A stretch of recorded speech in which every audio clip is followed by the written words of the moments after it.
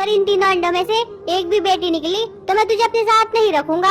इन तीनों अंडों में से बेटे ही निकलने चाहिए।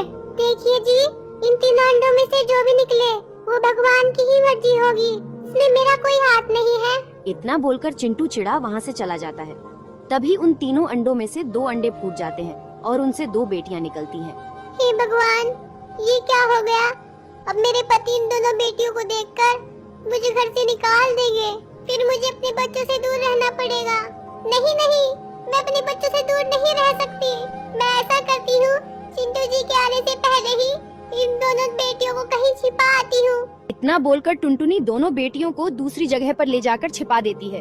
मेरी बच्चियों, मैं तुम्हारे पास लौट कर आऊंगी, तुम कहीं मत जाना, नहीं तो शिकारी पक्षी तुम्हें खा सकते हैं। इतना बोलकर टुनटुनी अपने घोंसले में वापस जाकर बैठ जाती है। तभी चिंटू चिढ़ा वहाँ आता है। अरे, बाकी 2 अंडे कहाँ गए? यहाँ तो सिर्फ एक ही अंडा है। अजी, थोड़ी देर पहले ही एक शिकारी पक्षी आया था, मुझसे दोनों अंडे छीन कर ले गया। मैं सिर्फ एक ही अंडा बचा पाई। ये भी ठीक ही हुआ, क्या पता उन दोनों अंडों में से बेटियां निकल दी। इतना बोलकर चिंटू चिढ़ा वहाँ से चला जाता है। तभी अंडा टूटने की आवाज होने से चिंटू वापस आता है। टुनटुनी बताओ, अंडे से बेटा निकला है या बेटी? अरे, तुम तो रो रही हो, इसका मतलब मैं यही समझू ना कि अंडे से बेटी निकली है? नहीं जी नहीं, ये आंसू तो खुशी के आंसू है। अंडे से तो बेटा निकला है।